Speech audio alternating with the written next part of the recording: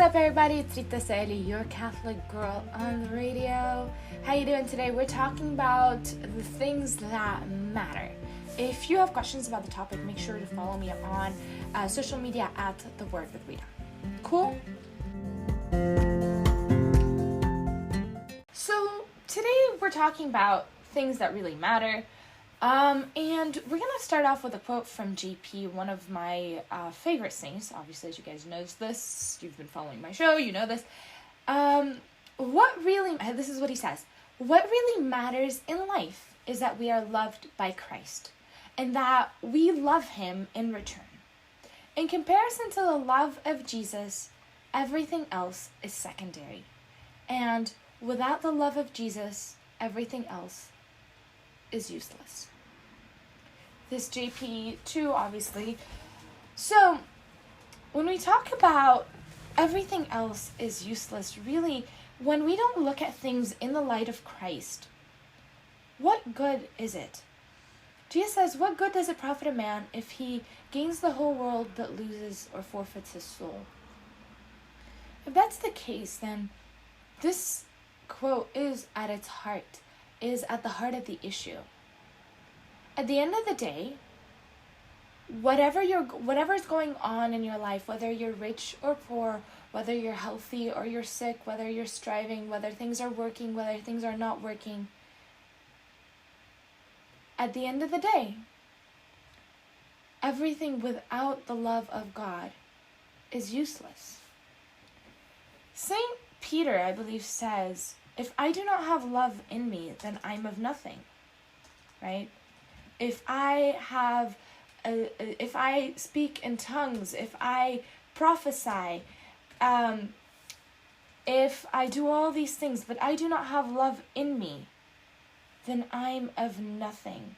If I speak in tongues of the men or of angels, but I do not have love, I'm only a resounding gong or a clanging cymbal, and that is 1 Corinthians 13:1. Sorry, it took me a minute. I was actually looking up the verse itself. Everything apart from love is not there. Because at the end of the day, we all will face the same death. Whether in Arabic they say تعددت الأسباب والموت واحد, like the reasons are many, but death is the same. So at the end of the day, we will face death, and that's inevitable for everyone. When that happens, are you ready to see Christ? Because if we live our lives and we don't know when that time is coming, and that time comes like a thief in the night, and we are not ready, where will we be then? If we have not loved, if we do not start loving today, then tomorrow is going to come. And tomorrow is going to come like a thief in the night when we least expect it. And take away that opportunity to love. What really matters, as JP says, what really matters in life is that we are loved by Christ and that we love him in return. And you guys, how do we love Christ? Do you know? Do you know how we love Christ? I was hungry and you fed me. I was naked and you clothed me. I was sick and you visited me. And you tended to me. I was in prison and you visited me. When did we see you all these things, Lord, and minister to your need? When did we do all these? Or when didn't we do all these things? And he says, what you did unto one another, you did unto me. So we love Christ by loving others. And loving others looks different at different stages in our lives. But the important is that we try. We try to love as he does. And that is at the heart of what actually matters. Before we continue talking, let's take a small break, and then I'll tell you a small story. Hey guys, welcome back. So I want you to remember the time where you were in your 20s, or if you're in your 20s now, I want you to think of what's going on in your life. You're probably in that stage of life when you're kind of single, you're trying to find a job. This is post university, you guys, you're single, you trying to find a job, and your soul just really needs a change, or you're seeking a change. And that's where I was. And that's where I was for a really long time. I don't know if you guys know this about me, but I have a bachelor's in theater and film that I got in 2014. I have a master's in education that I got in 2016. And I have a master's in business administration that I got in 2018. So, needless to say, I've been in education for a really long time, and I think I did these things because I was so lost and I didn't know what exactly to do with my life, because I had a vision for where I wanted to go, but I just didn't know. I knew the end result, but I didn't know how to get there. And so I thought, okay, maybe this will do something. Before you ask about my loans, praise be to God, I got scholarships and I got grants and stuff, so God was really good there. God's really good everywhere, but that's not everyone. Anytime I say I have 3 degrees, they're like, oh my God, you should be in such debt. But no, rely on God, and that's a story, that's a miracle story for a different day, but rely on God and He can do everything. So, anyway, so you're probably torn, struggling at being single and trying to find a job, and your soul seems like it just needs a change. And I was like a person, really, at that time, I was like a person opening a fridge, hoping they find something that satisfies their craving. You know when you like just get off the couch just because you're craving something, but you don't know exactly what you're craving? So you open the fridge and you're like, nothing, so you close it back up. See, that's the problem. The problem is that person opening the fridge wasn't sure what they desired. They don't know what they're craving. They're just craving something. Just want to eat something. But what is it? We don't know. All I knew is that I wanted something to be different. But as I sat there in prayers, I knew that none of these things will feed the hunger that is in my soul. None of the things that I'm trying to reach out for is going to satisfy the hunger that is within my soul. The struggle I'm facing, or I was facing at the moment, was temporary. If the struggle is being single, then neither the man is going to solve that struggle, nor is it actually the job that's going to solve that problem. And it's really,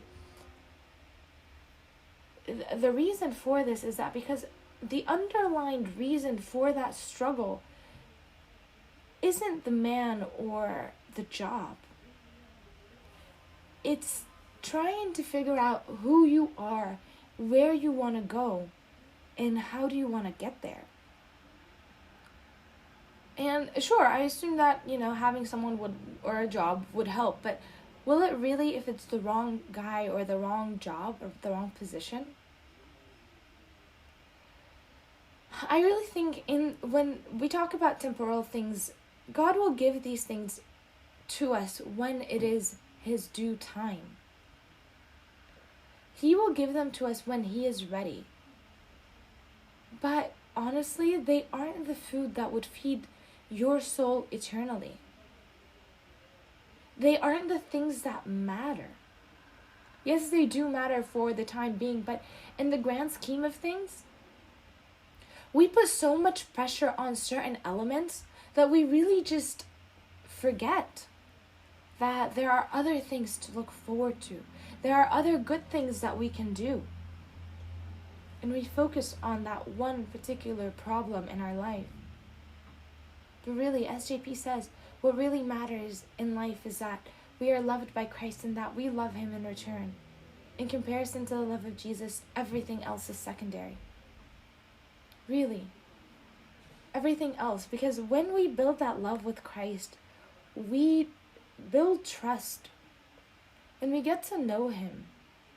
And we understand that He can do anything. He will do what is necessary for us, and He will give us abundantly more than what we need. And as for example, the example of the job or the man, maybe at that time Or maybe today you're not ready to receive that person. Yeah, you think you are, but you're not. Because if you were, if everything has aligned to where God wants it to be, then he would send that person. Which means there's work to do today. If the job thing, maybe your purpose is to influence others. Maybe your purpose is to help others grow. And so he needs to put you with the right tools in the right community. Because a great farmer in a city is not beneficial. But a great farmer in a rural area, that is beneficial. In a farmland, that's beneficial. That can make you grow. And I think when we send in applications, we kind of don't think about extensively the type of people that are going to be there. Of course, you can look at the, like Indeed reviews and so forth. But we don't comprehend the truth that is going on in that company. And God has a special plan for you. And no, this is not a cliche. Because we have seen this and it's become evident to us through the gospel. When we look at Elizabeth and Zachariah, you guys, that is, God prevented them from having a child until the point where they were ready to have John the Baptist. He aligned the events. Because again, if Elizabeth had had John before, she wouldn't have been able to hear the greeting of the Mother of God, and the baby wouldn't have moved within her wombs, or within her womb. She's not wounded, thank God. So from that perspective, I know there are things that you think, oh my God, it's the end of the world. There are many things. I heard this quote from someone. There are many things that could wait. Almost everything could wait. Like, it's not the end of the world.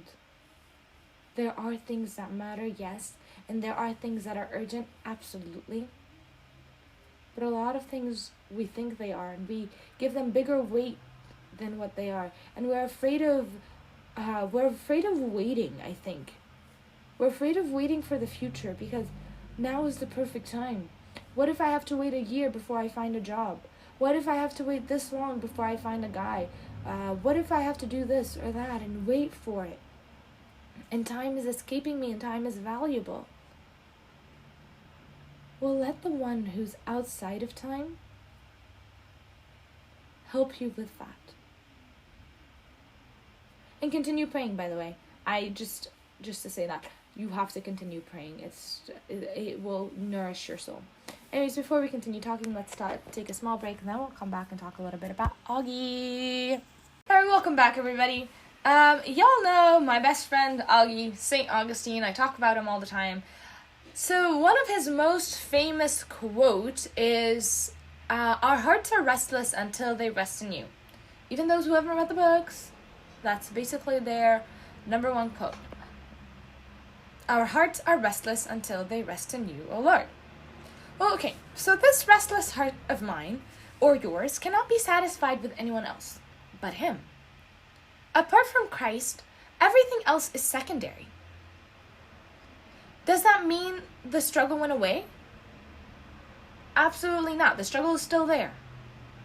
But what it does mean is that I would rather wait with Christ for his plan for me than go out into the world trying to do things on my own. Now, by wait for God's plan, I don't mean you sit at home and you cross your hands and you just kind of sit there and wait. No. You do today's work. You do your best today, and he will reveal his plans. Through the little things that you do today, he will reveal his plans. Out of nowhere, he sends things out of, if you're looking for the job, then keep applying. If you are looking for anything, really just keep on persevering. Keep on producing good content if you're in media, for example. And God will show you the way. So we wait for the Lord while doing our work for the day, but we wait with him. That's the point. So without him, everything is useless. What will I profit again if I rebel against God with my stubbornness? Who will lose? Is God going to lose? Just as Peter did, I too have found the Messiah. Where am I to go? You too have found the Messiah. Where are you to go? Be upset at God, rebel against him, leave him? For nothing but a misunderstanding? It's like a little child throwing a tantrum and deciding to run away from home because mom took away his cookies. Why did she take away the cookies? Because he needed to eat good food so that he can go and be healthy.